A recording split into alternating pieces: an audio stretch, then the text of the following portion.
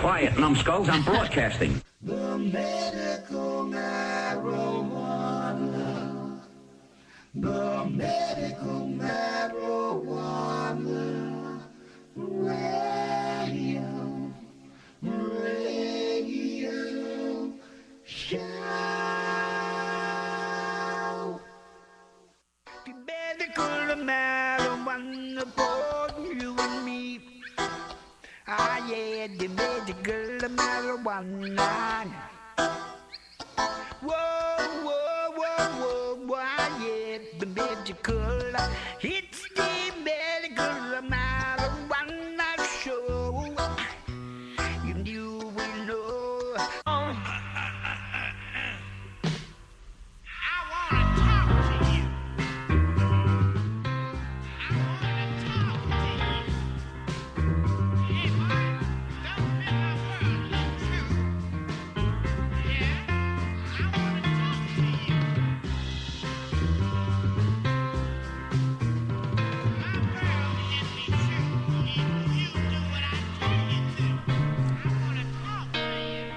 Good evening, everybody. Welcome to another edition of Medical Marijuana Radio for August the 10th, 2013. I'm your host, Larry Love. Tonight we'll read some news for you, the strain report. We don't have a guest, but we'll play some clips.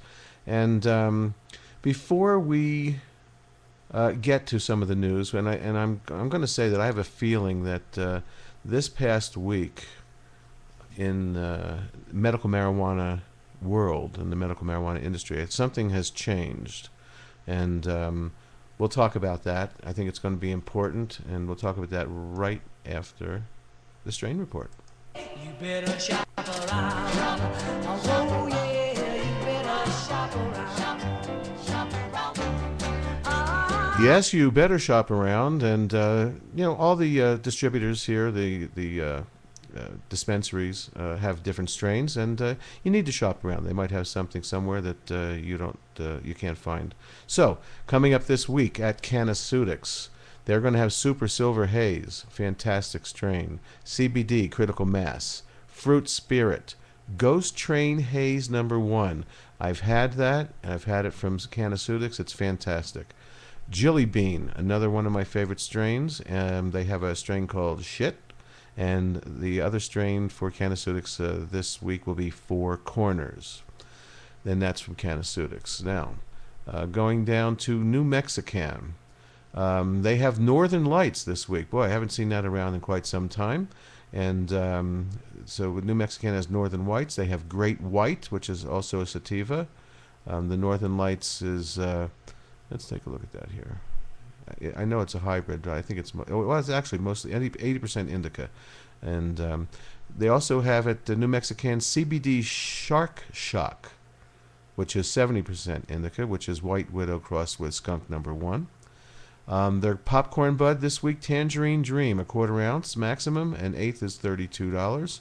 They have Loose Keef Hash Topper, OG Kush, CBD Z7, Tangerine Dream, UBC Chemo, and 1 gram of the hash topper is $35. New Mexican has Black Temple Hash from Blue Dream, 1 gram, $35. And they have something new. I don't know what this is. It says Smokable Light Oil, made from Trainwreck, 1/2 gram of smokable oil in a propylene glycol solution. 1/2 gram is $35. Their BHO wax this week, Super Silver Haze, 1/2 gram, $35. That's New Mexican up here in Santa Fe. New Mexico Top Organics. They have one of my favorite strains this week, Banana Kush. So check that out. They also have Oracle, Pequeño, and White Widow. Their BHO for this coming week is Banana Kush, an indica blend. Then they also have Blue Dream, RX, White Widow, White Fire, which I've had and it was excellent, Jack Star, and Oracle. That's New Mexico Top Organics up here in Santa Fe. R. Greenleaf, I got this off of their website, available for walk-ins. They have a limited amount of lemon sour diesel. They have AK-47. They have Super Lemon Haze, one of my favorite strains. Also available for pre-order on 8/13 in a couple of days. They currently are sold out for pre-orders, it says here. Please help us. This is our Greenleaf. They're saying, please help us and help you by contacting the Department of Health at the medical cannabis Department of Health. Here, the email address is medicalcannabis@state.nm.us to notify them of the shortages of medication throughout the state that you are experiencing. So again, if you are experiencing not being able to get enough medicine for yourself because of rationing and limitations, send an email to medicalcannabis@state.nm.us. And here in the Canosphere, and I'm going to read you an article a little later in the show about what's happening with the New Mexico Medical Board meeting that is coming up this Friday. The proposed new rules for regulation of the medical practitioners, that's the doctors in the state here. They're having a hearing on August the 16th. That's this Friday. The New Mexico Medical Board will hold a public rule hearing at 9 a.m. on Friday, August the 16th. And everybody needs to get up there and show some support, because the rules that they're trying to change, which I'll read to you from the Santa Fe New Mexican later in the show, are quite devastating, I believe, to the program. It's going to really hold it back. So that's it for the strain report. And up next, here's what I'd like to do. I'm going to tell you what I said a few minutes ago. And that is that I feel that this past week in the medical marijuana industry, medical cannabis industry, is sort of a time of demarcation. Okay, Dr. Sanjay Gupta, who is a prominent doctor, he's the talking head doctor on CNN, actually came out. He's been promoting his special, which is this Sunday night on CNN at 8 o'clock Eastern, 6 here in New Mexico, and 5 o'clock on the West Coast, and of course it'll repeat 3 hours later. Sanjay Gupta has been promoting his special about medical marijuana, and this week he was all over the place on different shows. And I'm going to play you a few different clips from it, because I think that he's saying some important things. Some of it is the same on some of these clips and some are different. But this week he apologized, and you'll hear this in a minute, for being part of the scam that has been going on here. And I say scam, he's not saying it, in the United States for the last 70 or 80 years, where they have said that medical marijuana has no medicinal value. And he was against medical marijuana, and now he's for it. I'm going to play this first clip, and then I'll comment, and we'll talk a little more. And anyone out there that'd like to call in, the phone numbers are 505-514-0098 in the 575 area. Gee, I think I might have written that wrong on my my Facebook. It's 575-519-4MMJ. All callers to the show for the next few weeks will get registered to win a free magical butter appliance for making butters and tinctures and oils, and that's magicalbutter.com. Now, Sanjay Gupta apologizing, and again, I think this is important. I think this is the beginning of the change in scheduling on cannabis. Sanjay Gupta on CNN. The answer to that question wasn't at all what Sanjay expected. In fact, he says he was not only stunned by what he discovered, he now admits he was flat out wrong about weed in the past. For nearly 45 years, marijuana has been classified as a Schedule I substance. In the CNN.com article, though, today, Sanjay wrote this: "We have been terribly and systematically misled for nearly 70 years in the United States, and I apologize for my own role in that." Dr. Gupta is joining us right now. Sanjay, you were very critical of medical marijuana for a long time. You've changed your mind. Tell us why. Well, you know, there's a few different reasons, but, you know, I'll just preface by saying, look, I didn't dig deep enough. I didn't look far enough. I didn't look in other countries at smaller labs. I didn't listen to the chorus of patients, legitimate patients who were getting relief from this, from marijuana when nothing else worked for them. But let me say, Wolf, you know, if You were to look through the medical journals right now about articles regarding medical marijuana, you'd find lots of them, up to 20,000 articles. The vast majority, more than 90%, are designed and to look at the harm, the problems with marijuana, medicinal marijuana, and less than 10%, around 6%, actually to look at the benefits. And I think it paints a very distorted picture, and it's part of the systematic misleading. When you look at the Schedule 1 classification of marijuana, if that's all you know, what you hear is that it is one of the most dangerous substances out there. It is a drug of high abuse, and it is a drug that has no medical applications. And what I learned after you do some of this digging is that none of that is true.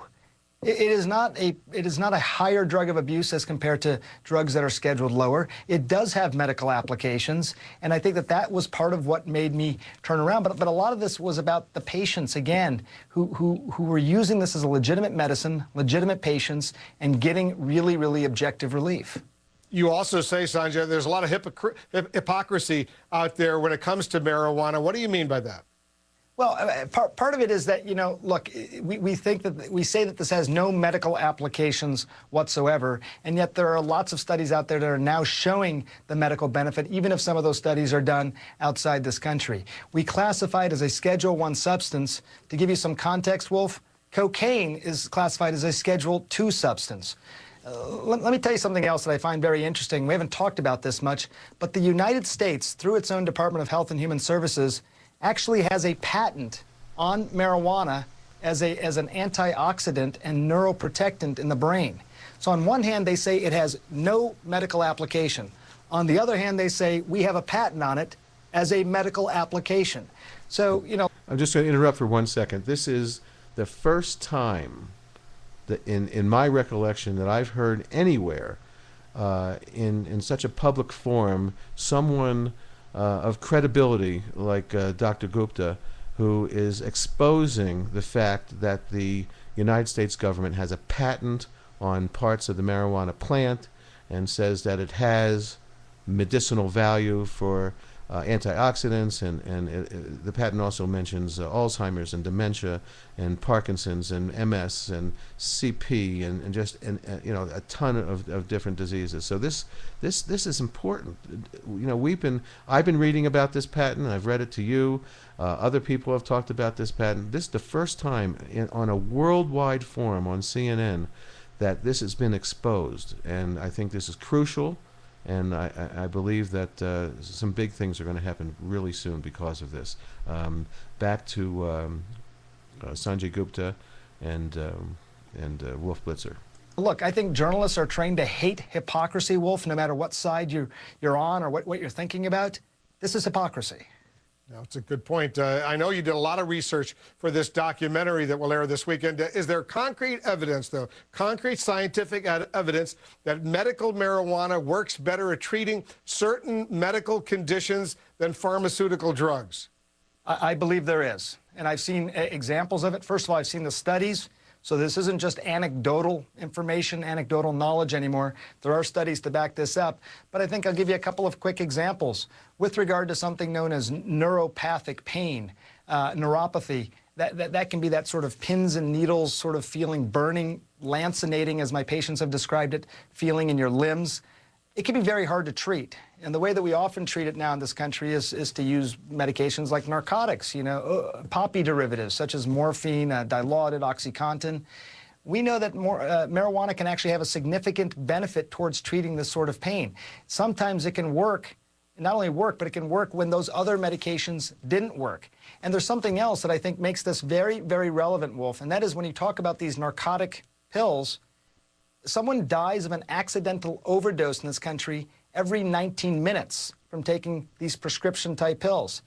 When we did our research, we could not find any evidence of a death from marijuana overdose. So you have a drug that works, you have a drug that may work better than what else is out there, and you have a drug that from a critical safety profile appears to be safer.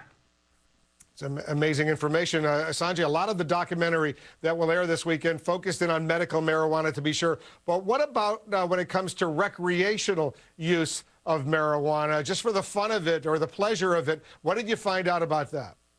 Well, look, I mean, I think for my purposes and for this documentary, we draw a distinction between the two. I mean, we're looking at medicinal marijuana. Recreational marijuana, I think, is in a different bucket. But let me say a couple things since you raised the question. First of all, in no way do I think that, recreational use for kids or for adolescents or even for people whose brain is still developing, probably up to age about 25, it could be more detrimental in those people. I mean, I have kids. I think about this. I know they're going to watch this years from now. So, I think that's very important to state. But if you're going to ask about the moral equivalency, marijuana versus alcohol, which always comes up, marijuana is less addictive. About 9% or so addiction. That is a agreed upon number. Alcohol probably closer to 15%. But the withdrawal from marijuana, insomnia, sometimes nausea. With alcohol, the withdrawal can be life-threatening. I've seen this, again, as a physician. It can be terrible. And again, I don't know of any documented case of someone dying of an overdose on marijuana, yet it does happen with alcohol. So, I mean, I hate to draw the moral equivalence because I think it's not that relevant, the argument. The argument about medicinal marijuana should stand on its own, but this always comes up, and that's what I would say about it. Powerful information from Dr. Sanjay Gupta, as usual. Sanjay, you've done a great job. Thanks very much for joining us. Thank you, sir. Appreciate it. An important note to our viewers, The Weed is a fascinating documentary. It will air right here on CNN Sunday, 8 and 11 p.m. Eastern. You will want to see it. And read Sanjay's article on CNN.com, a very powerful article as well. Again, that's 8 o'clock Eastern, which is 6 o'clock here in New Mexico, and 5 o'clock on the West Coast, and then of course it'll repeat after that a few times in the evening. Anyone out there that is in the medical cannabis program, and maybe your family is not into it because they're old school and still believing in that stigma, get them to sit down and watch this. This is CNN. This is a worldwide network. People all over the world are going to see that the United States seems to be coming around now and recognizing the medicinal value of medical cannabis or cannabis in general, and they're no longer getting this information from the grapevine, but from people like Dr. Sanjay Gupta. We'll be right back.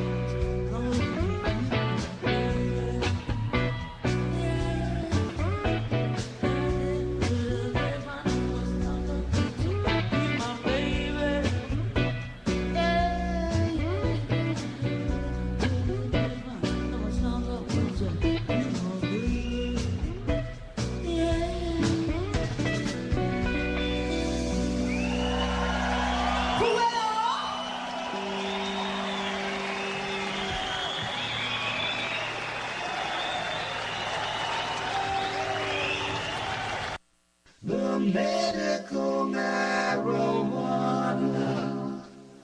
The medical marijuana radio, radio show. Okay, I have, let me just give out the numbers again. Again, if you call in, you're going to get registered to win one of our donated by magicalbutter.com appliances that makes butter, tincture, oils. You can extract into olive oil. You can extract into coconut oil. And we're going to be giving one away. They go for about $175, and they're brand new that I have. I'm going to be giving away sometime in the next 3 or 4 weeks. All the callers that call in will get registered and get a chance to win one of these things in a drawing. So now back to the Sanjay Gupta thing. Now we just listened to about a 6-minute piece that was on with Wolf Blitzer on CNN, and this next piece is about 12 minutes long, and some of the stuff that Sanjay says is the same and some's a little bit different. I thought it was pretty interesting with Piers, and then there's a doctor on who runs, guess what he runs? He runs a rehab. He runs a rehab, and of course he's against medical marijuana. Now, his name is Howard Samuels. I haven't had a chance to look up his credentials. I'm not sure what type of doctor he is, but my guess is that he's probably in the psychiatric field, but I'll have to check that out later. You can Google that yourself. And so listen to this, and then we'll come back, do a couple more things, and read some news. And here is Dr. Sanjay Gupta from a couple days ago on Piers Morgan. A clip from Dr. Sanjay Gupta's documentary, Weed, which airs on CNN this Sunday night. Sanjay spent a year investigating the fight over medical marijuana. More and more Americans are using it. Just a few days ago, Washington, D.C. opened up its first medical marijuana dispensary. And CNN's chief medical correspondent, Dr. Sanjay Gupta, joins me now. Sanjay, welcome to you. Thank you. Thanks for having me. So, go on. You've been looking. I just want to comment real quick. Yes, Washington, D.C. just opened up their first medical marijuana dispensary blocks from the White House. Blocks from the White House. Blocks from the White House. Time for the president to get his BuzzFeed on, as he said. All right, back to Sanjay and Piers. You get this for a year, and I want to remind you that in 2009, you wrote a Time magazine article entitled "Why I Would Vote No on Pot." You've changed your mind.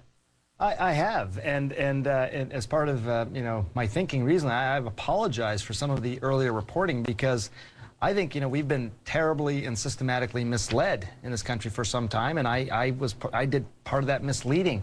If you look at all the papers that are written in the United States about marijuana, the vast majority of them are about the harm.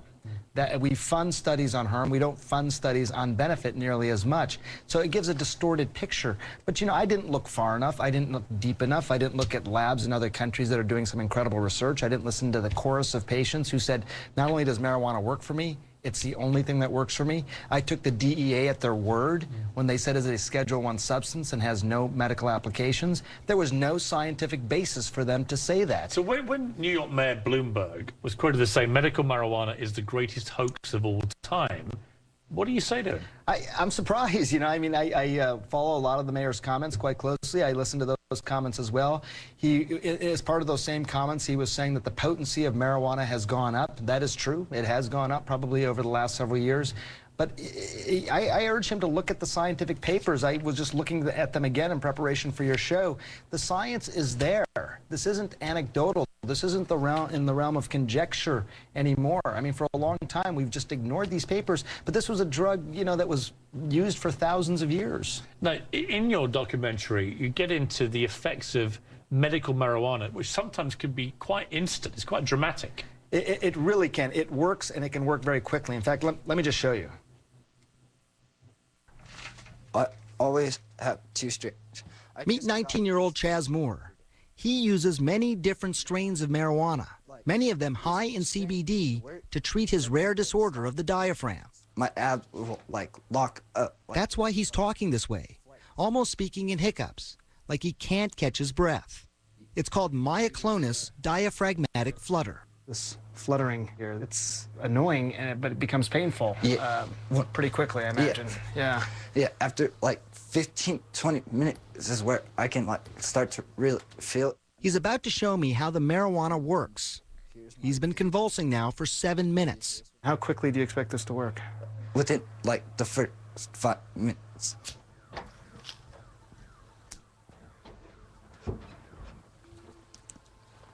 He's taking a couple of hits right now in the video.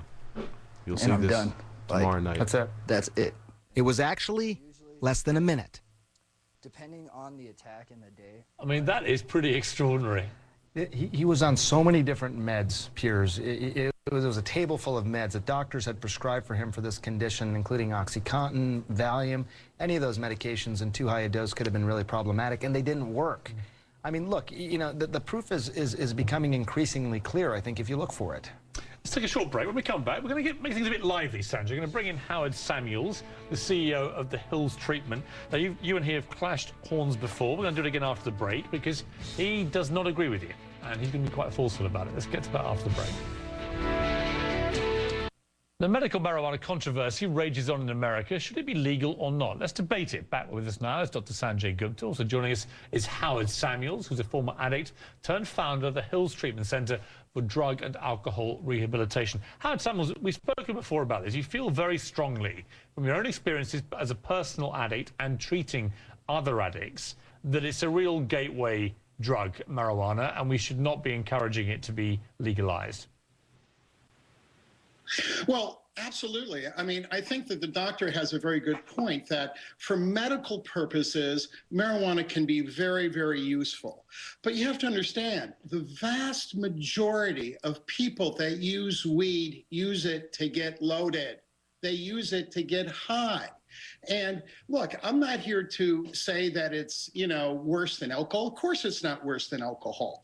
But why in the world would we legalize another drug so our nation's youth have another substance to abuse and medicate their feelings with? You know, and this is, to me, the issue. We don't want to go from one extreme, reefer madness, which we know is a total exaggeration, but we don't want to go to the other extreme where we legalize this drug and endanger so many of our young people. Okay, we want to find a healthy balance. Okay, let me throw that point to Sanjay. It's a point well. Okay, I'm just going to comment on that just for a second. So, he's worried about the young people getting into the marijuana. Well, young people are already into marijuana. And parents need to be responsible. If they're using medical marijuana, they need to be responsible, just like they are, hopefully, being responsible with their medicine cabinet, and just like the parents should be responsible for the liquor cabinet. The liquor cabinet, that's right, the liquor cabinet where anybody can go down and buy alcohol. And, of course, this doctor did say that he doesn't think cannabis is as bad as alcohol. But alcohol is still readily available and kills people. May, quite reasoned. Sanjay. Well, I mean, look, it can be difficult to sort of stratify the legitimate patients who have use for cannabis not only as a medication, but as the only medication for their suffering. And as the doctor says, people who just want to get loaded or get high. That's true. But if it's no more harmful than alcohol or tobacco, why shouldn't it be legalized? Isn't there an inconsistency in government policy? I think so. And let me take it a step further than that. I think it's irresponsible of the medical community not to offer this as an alternative. 2 points. First of all, these other medications that we talk about for pain, for example, morphine, Dilaudid, OxyContin, Vicodin, you name it. Every 19 minutes in this country, Piers, in the United States, someone dies of an accidental prescription drug overdose. This is no joke. Every 19 minutes. As we investigated this, I couldn't find one documented case of someone dying of a marijuana overdose. We also know that for some situations, like neuropathic pain, which is that lancinating, terrible pain people can get in their limbs or extremities, sometimes marijuana is the only thing that can actually work. I've known someone with cancer who used it, and it had huge beneficial effects. I mean, my point to you, Howard Samuels, is this, is that I'm going to make a shocking revelation here. I've tried cannabis when I was a younger lad, and I've also had to have Vicodin when I broke some ribs falling off, embarrassingly, a Segway in Santa Monica. And I can tell you that it was the Vicodin, which I was prescribed by my doctor, which gave me a massively higher high than the cannabis ever did. And I couldn't see the logic between making the Vicodin a legally prescribed drug and making cannabis this demonized drug. Explain to me the difference. Well, I have to agree with you. I mean, I have no disagreement with that. I mean, I don't have an issue with marijuana being used for certain pain things. I mean, of course it's safer than Vicodin.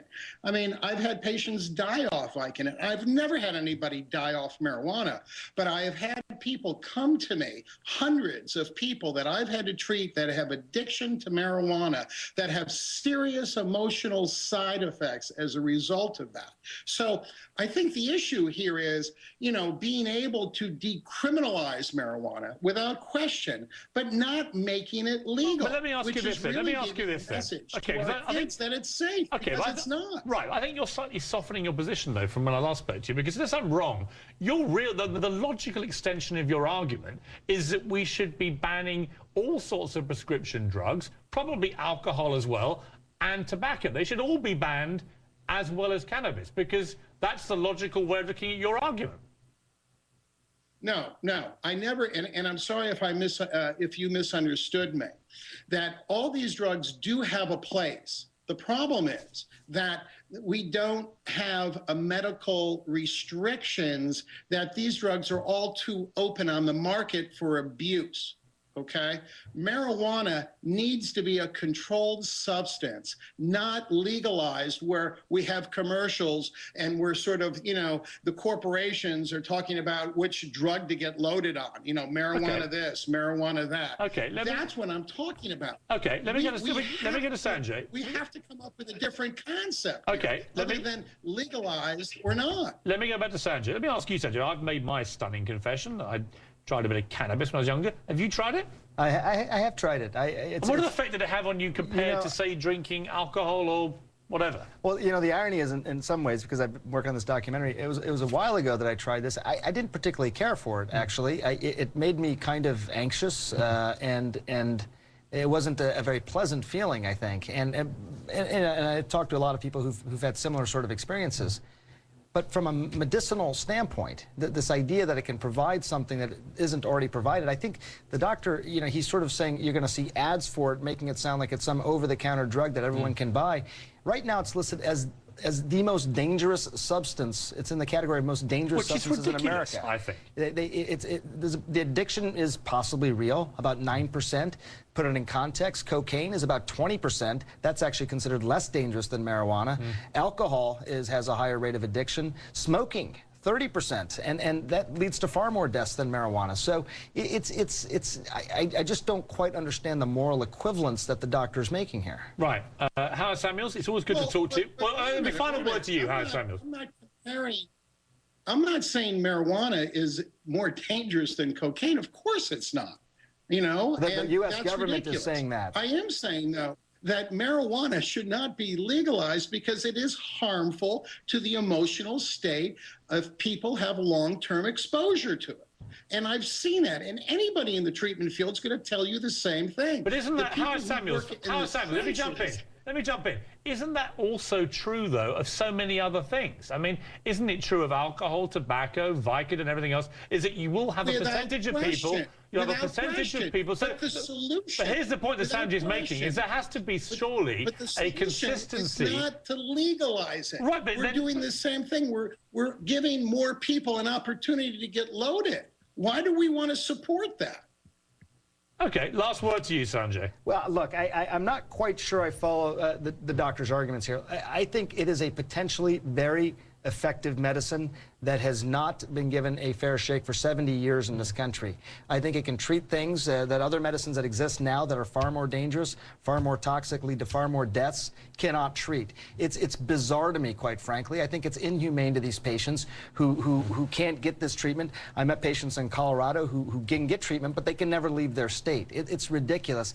And the doctor, I think, maybe he would agree with me, maybe he won't, I'm not sure. I don't understand his position, but it is irresponsible, I think, of the medical community not to have this as an option.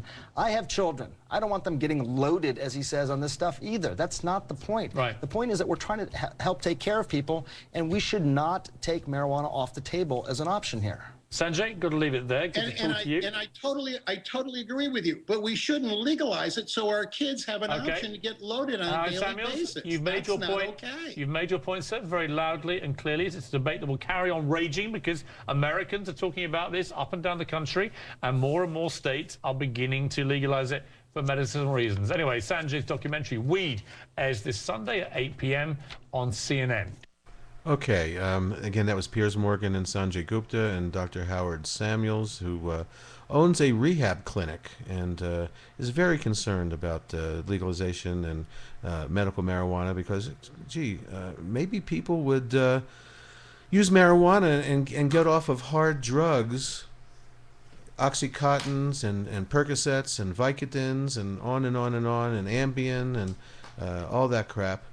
Maybe they would use marijuana, which has been shown as being helpful to get off of those drugs, instead of spending tens and $20,000 and $50,000 to go to a rehab center. Okay, now of course some people need rehab centers, but I hate people who think of themselves first, which I think is what some people do in the medical marijuana business. They're more in it for the money. This guy's worried that his business is going to go down because people are going to use cannabis instead of the hard drugs that he's seeing people for and getting them off in his rehab center. Anyway, we did show that side. You know, we showed two sides. We showed the positive side, and Dr. Samuels showed the negative side. There, one more negative side here. This is how Stephen Colbert sees this situation on the Colbert Report. Nation, America is losing the battle against Mary Jane. This year, New Hampshire and Illinois legalized medical marijuana, bringing to 20 the number of states where your pharmacist will soon look like this. The dude prescribes. He was showing a picture of Jeff Bridges from The Big Lebowski, the dude in a lab coat, and that's what he was showing on the screen. Okay, back.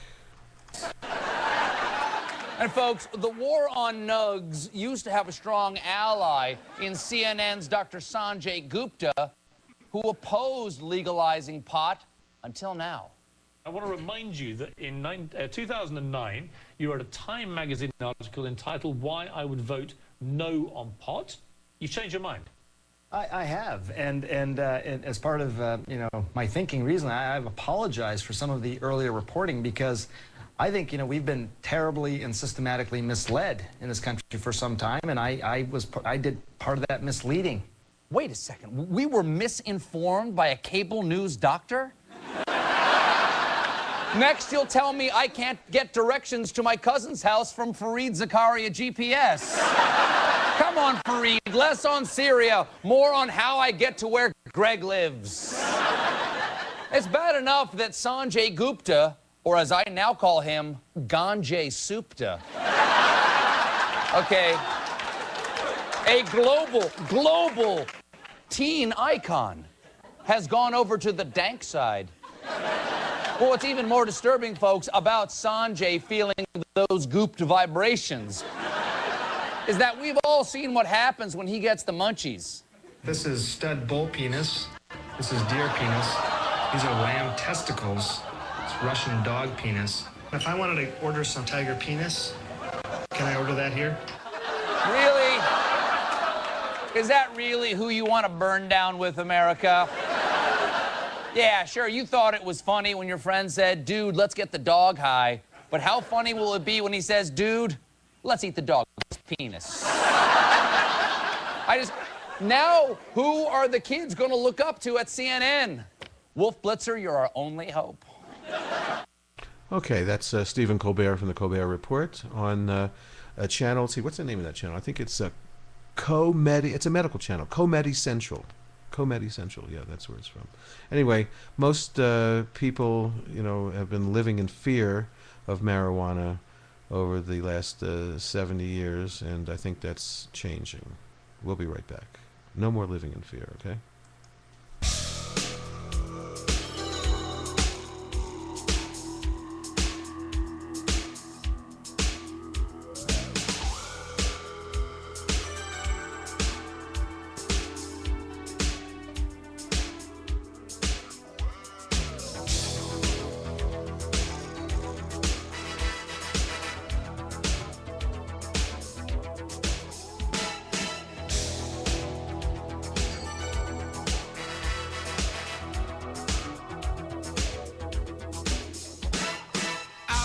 the streets,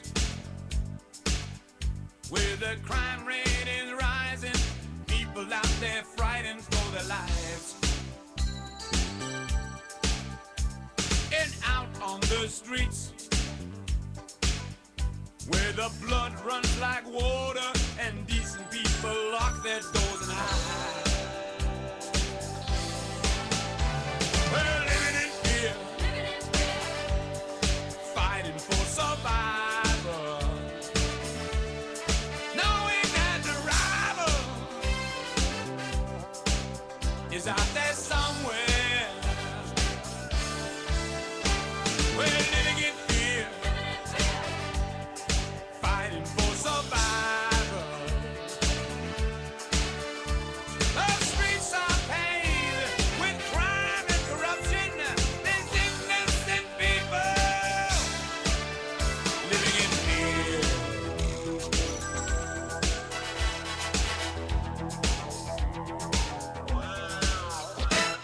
Where is the justice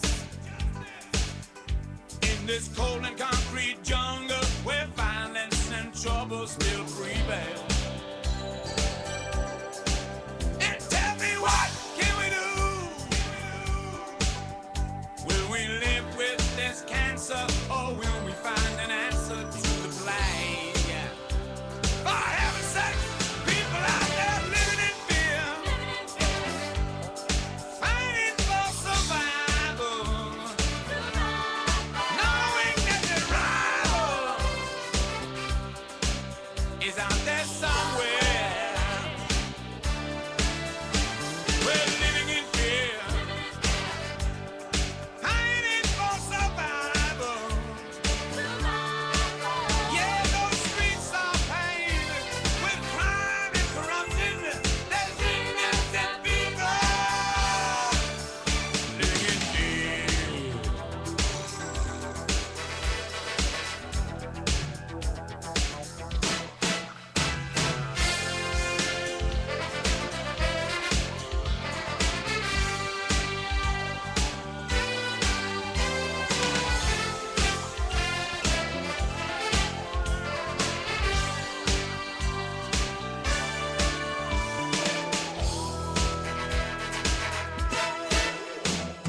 Where is the justice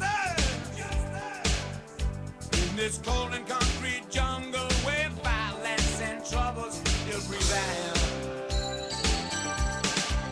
And tell me, what can we do? Will we live with this cancer, or will we find an answer to the plague? For heaven's sake, people out there living in fear, hiding for survival, knowing that the rival is out there somewhere. We're living in fear, fighting for survival. Yeah, those streets are paved with crime and corruption. There's innocent people. Okay, that was Eric Burden and Living in Fear. And in that vein, Living in Fear, here's a short report about how medical marijuana's popularity threatens the legal pot push. So check this one out. During the campaign to legalize pot, advocates promised it would bring hundreds of millions of dollars in new tax revenue. Problem is, medical marijuana isn't taxed like the recreational stuff. And some smokers are finding that getting a prescription card. Of course, here in New Mexico, which I believe is wrong, by the way, they do charge tax on medical marijuana, and the state and city collects it. And none of the other medications that you are getting from the pharmacies are taxable, but marijuana is, so that's discrimination. So anyway, back to this story. Isn't all that hard, causing some people to call for more regulations.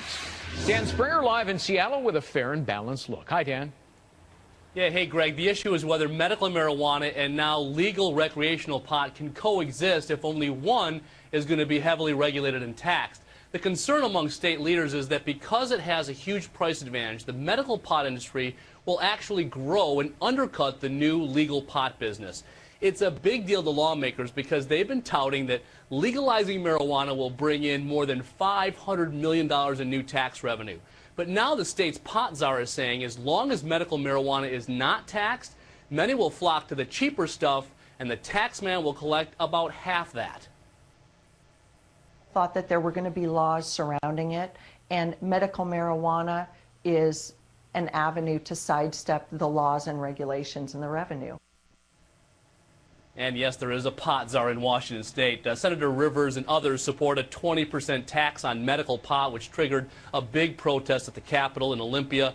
The measure was narrowly defeated in the legislature, but backers promised to bring it back next year when this new regulated pot industry takes off. People who use pot now as a medicine argue that prescription drugs are not taxed anywhere. Some say if the price goes up, they'll be forced to cut way back. Yet while a growing number of lawmakers are calling the whole medical marijuana industry a sham, one of its leaders makes no apologies. It either is medicine or it's not medicine, but it can't be medicine and be taxed. And right now, medical patients have a hard enough time affording medication at an average of about $10 a gram. And the state's Liquor Control Board is holding hearings this week and is expected to come out with its final regulations within a month. Greg? Dan Springer live in Seattle. Dan, thanks. Okay, again, that's from Seattle, Washington, one of the two brave states that legalized marijuana for adults, which is the way it should be. Now let me look over and see what kind of articles I have here. We have a few more minutes that we can... Oh, okay, this is what we need to talk about. And let's see. As I said earlier in the show, the New Mexico Medical Board of Doctors is trying to regulate the physicians on how they are able to make recommendations, not prescriptions, but recommendations into the medical cannabis program. And I thought that Phaedra Haywood from the New Mexican paper here in capital city Santa Fe wrote a really good article and really explained what's going on. So I'm going to read this to you. And if you want to interrupt with a call, you may, and we can chat about some of these things. The numbers are 505-514-0098, 575-5194-MMJ. Again, this is from this couple days ago. I guess it was last Saturday. The New Mexico Medical Board is proposing new rules for doctors and other providers who certify patients for the state's medical cannabis program. But critics contend the board is overstepping its authority and could create more barriers for those who seek the treatment.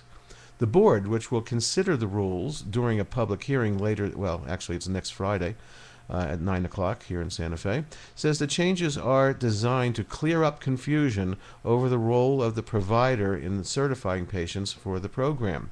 Medical Board Director Lynn Hart says certifying a patient for medical marijuana is the same as prescribing a narcotic pain reliever or recommending physical therapy. She said that the regulations are designed to remind providers that they must follow the same medical protocols when certifying patients for cannabis as they would follow when providing other treatments. But the program advocates, including current and former members of the Medical Cannabis Program Advisory Board, say certifying a patient for the program is not the same as prescribing a pharmaceutical or other type of treatment in the mainstream medical field. It's not a prescription drug. It's an herbal medicine, said Dr. Steve Jennison, and he was on our show a couple weeks ago, pretty much saying the same thing. Dr. Jennison, who served as medical director of the State Health Department's Infectious Disease Bureau for 15 years before he retired in 2010. He also served as chairman of the department's Medical Advisory Board for the marijuana program until June. It's not FDA approved, Jennison said of medical cannabis. You cannot go to the pharmacy to fill a prescription for it. Jennison, who was instrumental in creating programs such as the Needle Exchange for intravenous drug users during Governor Gary Johnson's administration, is one of the most outspoken critics of the proposed new rules. He first became alarmed about the medical board's interpretation of the state's Aaron and Lynn Compassionate Use Act, which paved the way for the medical marijuana use in 2007, when he heard the board had initiated disciplinary proceedings against 2 practitioners. The board cited providers' violations of the Compassionate Use Act as a possible grounds for revoking their licenses. Okay? They're trying to revoke licenses of 2 practitioners. And they never mentioned, by the way, that the doctors in this state have immunity from any prosecution for, as far as I understand it, for recommending cannabis. Jennison said after reading about the violations filed against the Albuquerque doctor and physician assistant, both who worked in offices that catered primarily to medical marijuana patients, he felt the board was misinterpreting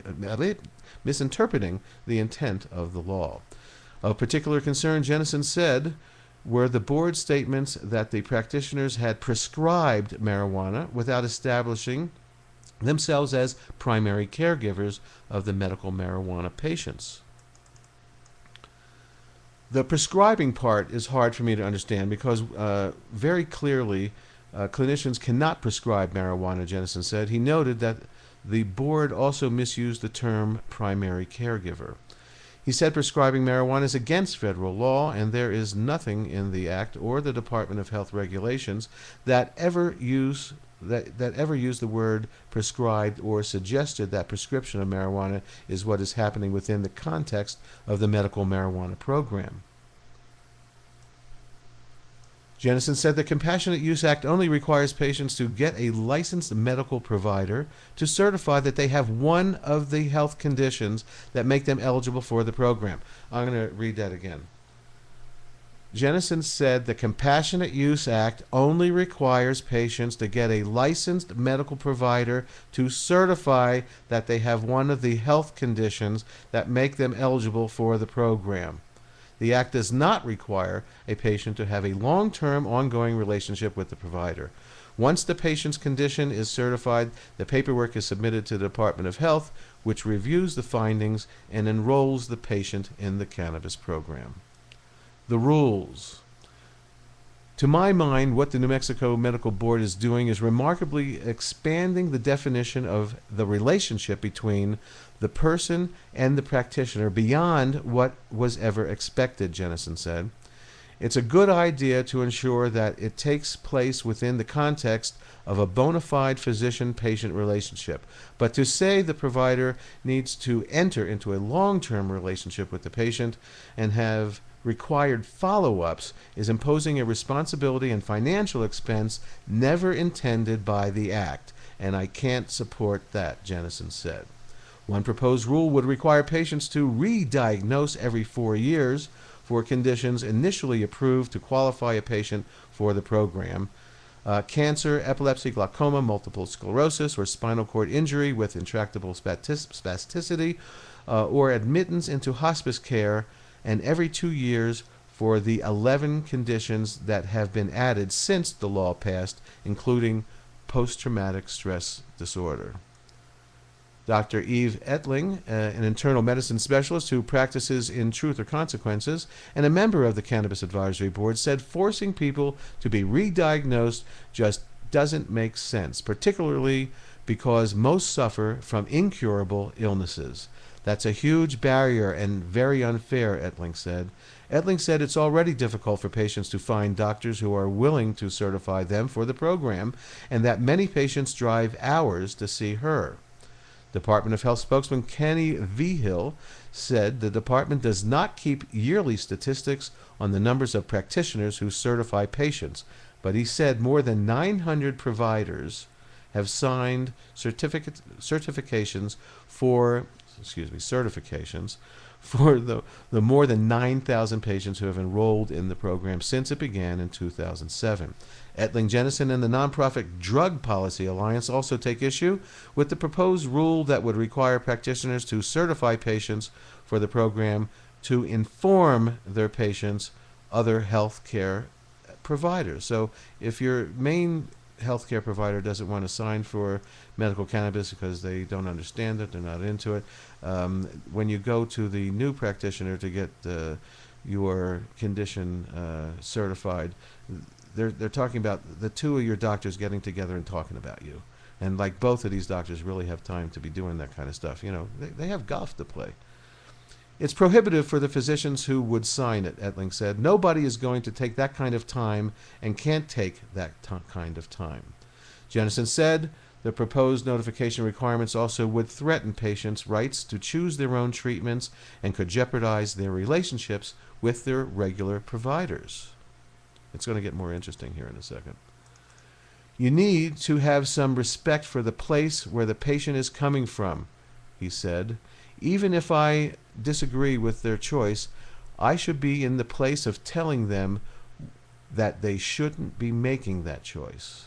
Jennison said the rules proposed by the medical board represent such a significant change in the definition of the provider-patient relationship that they should be examined by the legislature. Hart said the board's policy is not to comment on proposed rules that are still in the public hearing process. Now, as I said last week, called over to the New Mexico Medical Board, and I spoke to a woman who did not identify herself, who told me the same thing, that they will not make any statements in public until after the rules hearing. And of course, I don't know. I don't know what they're up to. The medical board has developed these rules because marijuana is an emerging treatment modality, Hart said. If the legislature believes we have overreached, then the legislature can speak. There's nothing in the legislate history that shows the legislature's intent for the Medical Practice Act not to apply to physicians certifying patients for medical marijuana. Let me reread that again. This could be important legally. There's nothing in the legislate history that shows that legislatures intend the Medical Practice Act not to apply to physicians certifying patients for medical marijuana. All right, in the courts, it goes on. And Richard Rubin did call in a couple weeks ago. Physician assistant Richard Rubin, one of the only two providers who have faced possible sanctions from the board since the medical cannabis program began in 2007, said he thought he was doing everything right when he was certifying patients for the program. He met with patients, took their medical history, and obtained records from their previous doctors to verify that they had one of the required conditions. Signing the program certification forms had become his primary business, he said, but he never hid that fact, or pretended he had long-term relationships with the patients. In fact, he said, on every form he filled out, he honestly reported that he had seen the patient only one time. Rubin said he was stunned when he received a notice from the New Mexico Medical Board saying that he would face revocation of his license because he had been accused of certifying patients without showing he was their primary caregiver. Rubin said that he had gone to the health department in 2011 to speak with medical cannabis program director Dr. Linda Gorgos and to clarify his role with the patients, and even to determine whether he could certify people in far-flung corners of the state over the phone. He said that he had left meetings. He said he had left that meeting certain that his practice of verifying patient diagnosis via records from other practitioners was acceptable, and knowing that he could not certify patients without seeing them in person. Rubin said when he received a notice from the medical board last May, he panicked and agreed to a settlement, a 1-year suspension of his license, and a 2-year period which he will not be able to prescribe controlled substances. Again, I don't know, I don't think he was represented. If not, it wasn't well, and he agreed to a 1-year suspension of his license and a 2-year 2 years where he can't prescribe controlled substances.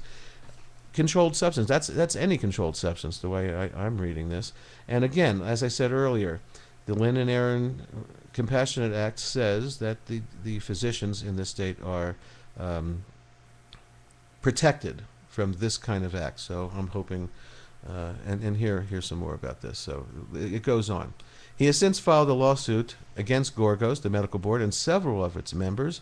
In it, he claims that his constitutional and statutory rights were violated and that he was denied the immunity provided to the practitioners by the Compassionate Act. That's what I just said, I guess. In the suit, which is pending in U.S. District Court, Rubin's attorney, Paul Livingston, says Rubin was singled out for a prosecution primarily because he was an advocate for the medical use of cannabis who was actively engaged in the process of certifying patients' applications for the state's medical cannabis program, the complainant says. The complainant also claims that members of the board carried out an administrative conspiracy against Rubin and that the board was biased and prejudiced against Rubin and his certifications of patients from the start.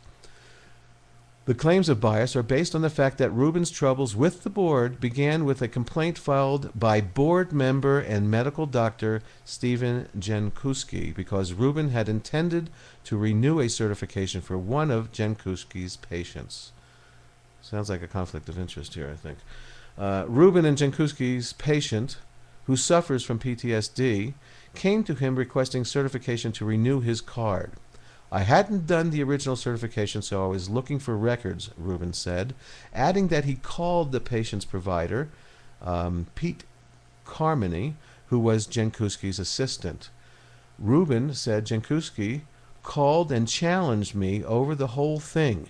He didn't like that I was involved with his patient, and he didn't believe that cannabis has shown benefit for PTSD. Again, Jenkuski didn't like the fact that he was Rubin was involved with his patient and didn't believe that cannabis was shown to benefit for PTSD. Okay, now, Jenkuski, who was on the board, the board of doctors, who's trying to change the rules so that a situation like this, the two doctors would call each other and talk to each other about it, is actually against the fact that somebody else was assisting in the renewal of his patient's card. Yet, in the new rules, he wants people to call their old doctors. He wants the doctors to talk to each other and do the same exact thing that he is accusing Richard Rubin of doing wrong. Okay, this is hypocrisy at its highest.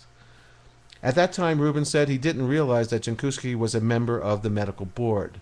Rubin said one of the terms of his settlement agreement is that he take an ethics course, something he finds laughable because he said he believes it was ethically questionable for the board to take an action against him based on what he calls vindictiveness and politics. And the article ends, what's next? The proposed new rules will be considered during a public hearing, scheduled to begin at 9 a.m. August 16th, that's this Friday, at the Medical Board Office, 2055 South Pacheco Street, Building 400 in Santa Fe. And a complete transcript of the proposed rules can be viewed on the board's website at www.nmmb, that's New Mexico MB Medical Board, nmb.state.nm.us. That was a great article by Phaedra Haywood for the Santa Fe New Mexican. We'll be right back, right after this. The medical marijuana, the medical marijuana, radio show.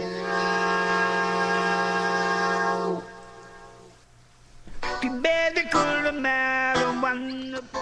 Well, reading that article is exhausting and pissed me off. So everybody, if you want to give us a show of support down at this medical board hearing on Friday, it's 9 o'clock in the morning. It's early, but let's get there and let's show support for this program, which has done so much for so many people. We'll be back next week and let you know what happened at that meeting and have hopefully a guest. Don't forget, we're giving away a magical butter for people that call in. I see people out there, you're not calling, so you're not going to win one. But I want to thank my two radio mentors, both with the initials HS. Thank you for your inspiration. Don't forget to F businesses and people who are not medical cannabis friendly. Some of the local people here, Bishop's Lodge, Wells Fargo won't take deposits from dispensaries. Cannabis.com kicked me off for putting up too much good information. Anyway, F them. We'll be back next week. Feel good, everybody. Thanks for listening. Medical magical, magical marijuana. Shabbat. Shalom. Feel well, everybody. Good night.